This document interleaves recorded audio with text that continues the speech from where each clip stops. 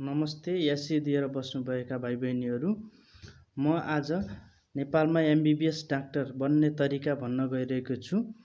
SC pass गरिसकेपछि नै हामीले भविष्यमा डाक्टर बन्नु छ भने +2 साइन्स पढ्नुपर्छ। +2 साइन्समा पनि बायोलोजी फ्याकल्टी लिनुपर्छ। र अर्को विकल्प भनेको हामीले एससीई पछि एचए अर्थात् हेल्थ एसिस्टेन्ट पढेर पनि एमबिबिएस डाक्टर बन्न सकिन्छ।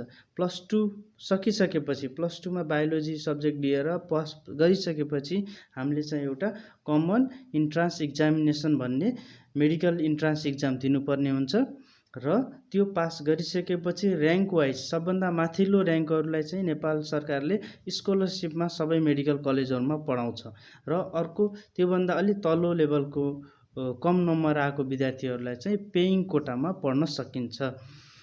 नेपाल सरकारले पनि नेपालभन्दा बाहिर बङ्गलादेश, चाइनामा पनि त्यही सिई इन्ट्रान्स प्रवेश परीक्षाको नम्बर अनुसार नै स्कलरसिपमा पढाउने गरेको छ।